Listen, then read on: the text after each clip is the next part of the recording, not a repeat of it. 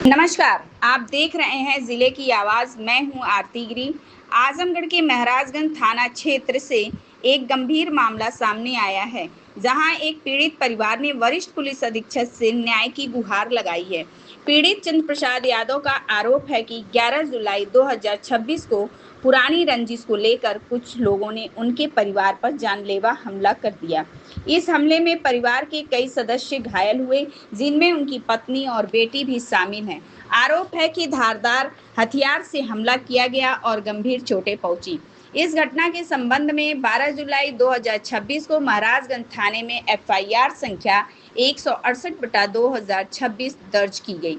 पीड़ित का कहना है कि पुलिस ने केवल एक आरोपी को हिरासत में लिया, जबकि अन्य नामजद आरोपी अब भी खुलेआम घूम रहे हैं। इतना ही नहीं, पीड़ित परिवार का आरोप है कि उन्हें लगातार मुकदमा वापस लेने की धमकियां दी जा रही हैं। परिवार का कहना है कि यदि सभी आरोपियों की जल्द गिरफ्तारी नहीं हुई तो उनकी जान को खतरा बना रहेगा।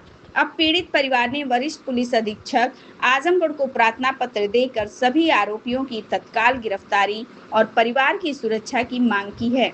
अब देखना होगा कि क्या पुलिस प्रशासन इस मामले में आगे क्या कार्रवाई करती है और पीड़ित परिवार को कब तक न्याय मिल पाता है। अपना नाम बताइए। सुशीला यादव। पति का क्या नाम है?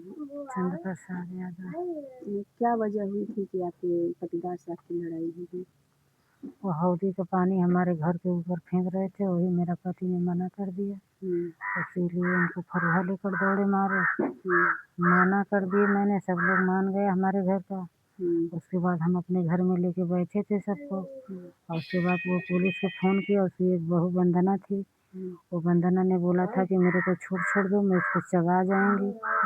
उसके बाद वो फ़ोन किया अपने चंद्रेश, उसकी पुलिस है उसका भाई, चंद्रभान का लड़का, वो पुलिस है, चंद्रेश नाम है उसका। वो ने उसके पास फ़ोन किया, तो इसी तरह बोला कि मतलब लड़ाई हो रही है। वो तुरंत थाने पर फ़ोन किया पुलिस आने के लिए। पुलिस आई, पुलिस से वीडियो कॉल बात करते रहा गया। उसके बाद जैसे पुलिस घर के पास में आई, तब तक घर में सब लोग घुस के हम लोगों को एक बैग मारने लगा। सबसे ज़्यादा हमला मेरे पर किया। आपका सिर भी फटा है? मेरा सिर फट गया है, मेरे सिर में 27 टाँका लगा है, हाथ दोनों टूट गया था। बाकी कम से कम हाथ में कहाँ चोट लगी है? चोट लगी है। इसमें पूरा लाठी लगी हुई है, पंजा देखिए, पूरा लाठी लगी हुई है। ये सब लाठी लगी है, लाठी से चोट लगी है। सब लाठी से लगी है। यहाँ पे लाठी लगी है, यहाँ सीने पे लाठी लगी है, यहाँ हर तरफ लाठी से सब हमारी तरफ लाठी है। फिर उसके बाद इधर देखिए, इधर यहाँ पे देखिए, सब कान ये कान का जो था वो छीन लिए सब। आँखों के पास भी चोट लगी है। आँखें भी पूरा फूल गई थी, अब तो हल्का हुआ है, बचत गया है थोड़ा थोड़ा। प्रशासन क्या थी जब लड़ाई होने लगी तो प्रशासन छुड़ाई? प्रशासन कुछ टाइम तक देखी कि मार रहे थे लोग, मारने के बाद जब मौके पे तुरंत नहीं छुड़ाई, जब मार लिए वो लोग तब उसको छुड़ा करके, वो मेरा लड़के को एक लड़का मार रहा था सीने पर चढ़ के, उसको पुलिस ने छुड़ाया। हम लोगों को पुलिस नहीं छुड़ाई। हम लोगों को जो ये सोच लिया कि ये मर गई, ये बच्ची मेरी बेहोश हो गई, तब वो लोग हमको छोड़ा। तब हमने अपने से उठ के यहाँ पर आई। वहाँ से हम आपको मारने में किसका हाथ था? हमको मारने में वंदना का हाथ है, गिरजा का हाथ है, और चंद्रभान का हाथ है, और शेखर का लाठी। ये तीनों, ये चारों की लाठी। परिवार के सदस्य। हाँ, दोनों हाथ नहीं, वो चारों मार रहे थे। और सबसे ज्यादा इनके सिर में वही चंद्रशेखर कौन है? उनके लड़के हैं? हाँ, चंद्रभान के लड़के हैं। और वो वंदना जो है उसकी बहू है, उसका पति बम्बई रहता है। वो नहीं है घर पे। तो इन चारों में से किसी की गिरफ्तारी हुई है कि नहीं? वो इंद्रेश की गिरफ्तारी हुई है जो मेरे लड़कों को जबड़ा फाड़ रहा अच्छा, था, मुंह फाड़ने की कोशिश कर रहा था, सीने पर चढ़ के मुंह फाड़ने की कोशिश कर रहा था। बाकी की गिरफ्तारी नहीं है। और किसी को गिरफ्तारी नहीं हुई है। आपकी प्रशासन से क्या उम्मीद है? क्या उम्मीद है, प्रशासन आ रहा है, पूछ रहा है, जा रहा है, लिख के ले जा रहा है, देखो आगे प्रशासन क्या करेगा। बेटा आपको भी चोट आई है, क्या नाम है? तुलसी यादव। आपको भी काफी चोट आई है हाथ में? हाँ, हाथ में दोनों फिंगर टूट गई है। इसमें रात पड़ा हुआ है टाँके लगा के मतलब, और सिर में पूरा चोट है, देख लीजिए पूरा कांटा दिख रहा है यहाँ पे, आगे लगी है और ये अच्छा, आगे भी लगा है सिर्फ थोड़ा सीधा। और ये पीछे इधर इसमें पूरा लगा है। और ये सब लोग एकदम पूरा यहाँ हम लोग यहीं पे मतलब बैठे एकदम थे, जान से मारने की कोशिश एकदम है। जान से। वो उनकी बहू थी, बोली कि सबको हम चबा जाएंगे, किसी को दिया गाड़ने के लिए नहीं छोड़ेंगे यहाँ पे। और फिर उसके बाद उनका लड़का था, एक लड़का वहाँ से दौड़ते हुए आया, एक वहाँ से लाठी लेके दौड़ते हुए आया। मतलब ये सामने से ये जो कर रहा है वंदना सब लोग अचानक से दौड़ते हुए आए, बस मम्मी के ऊपर पहले टूट पड़े मारने के लिए। हम और एक आप मम्मी को छुड़ाने जा रही थी? एक लड़का उनका भाई को पटक के एकदम सीने पे चढ़ के मार रहा था। बस हम गए उसको छुड़ाने, तो वो नहीं हटा भाई के ऊपर से। बस हम मम्मी को देखे, मम्मी पूरा खून से भीगी हुई थी, ऐसे एकदम बैठी थी, दीवार में एकदम पूरा ऐसे हो गई थी, एकदम केवल आँख ऐसे से कर रही थी, पूरा दोनों हाथ ऐसे करके बैठी हुई थी। तो फिर उसके बाद हम गए, ऐसे ही हम गिर गए ना, इसी तरह पड़े थे, वो ऐसे मम्मी इसी तरह पीट रहे थे, बैठे थे ऊपर पीट रहे थे, बस खाली लाठी से वार करते रहे, एकदम कंटिन्यू। और फिर उसके बाद हम गए, हम सोचे लाठी पकड़ ली, जैसे पकड़ने गए इस पर मार दिए तो उंगली दोनों टूट गई। फिर उसके बाद हमारे सिर पे एक ही डंडा मारा, बैठ गई मैं भी। फिर उसके बाद सिर पे मारते मारते हम मुँह बगल गिर गए, बेहोश हो गए। फिर जब सोचे कि सब लोग खत्म हो गए, बस छोड़ के तब निकल लिए। तो फिर आप लोग यहाँ से हॉस्पिटल कैसे गए? एम्बुलेंस आई, सब वही भाई भी पुलिस फोन थे। किया और फिर पुलिस भी फोन किए। तो फिर उसके बाद एम्बुलेंस आई, तब पकड़ के सब लेके गए, एम्बुलेंस में बैठा है। फिर उसके बाद वहाँ गए हम लोग हॉस्पिटल में जाते ही उल्टी होने लगी। सुई नहीं लगी थी, दर्द थी। महाराजगंज हॉस्पिटल में गए हम लोग, तो वहाँ उल्टी हुई। फिर तो जब आप लोग हॉस्पिटल गए तो आपके साथ कोई सिपाही वगैरह भी गए थे? दो चक्कर नहीं हमारे सिपाही, एम्बुलेंस में कोई नहीं सिपाही कोई नहीं गए थे। मेडिकल हुआ? हाँ, मेडिकल हुआ। मेडिकल रिपोर्ट आपकी कहाँ है? थाने पे जमा है? प्रशासन क्या कह रही है? प्रशासन कह रही है कार्रवाई करेंगे, पकड़ेंगे, सब लोगों को जेल भेजेंगे। कितने दिनों में पकड़ने का आश्वासन दी है? ये लास्ट 22 तारीख का डेट है। अगर मान लीजिए वो 22 तारीख तक गिरफ्तारी नहीं करेगी उन लोगों का, तो फिर आप लोग क्या करेंगे? अब जो समझ में आएगा उसको आगे करेंगे।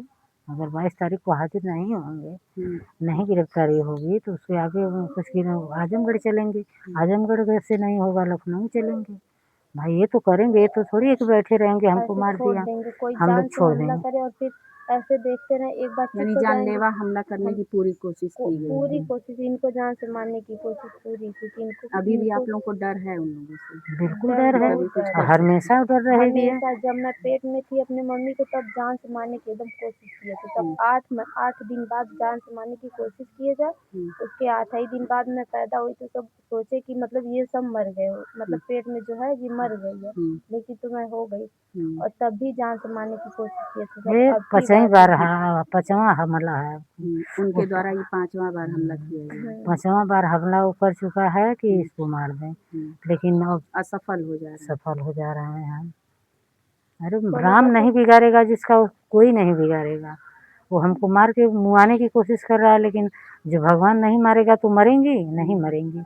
मेरा बच्चा नहीं मरा, मेरे पेट में पूरे दिन का बच्चा था उस बार, लेकिन तो नहीं मरे मैं। अपना नाम बताइए।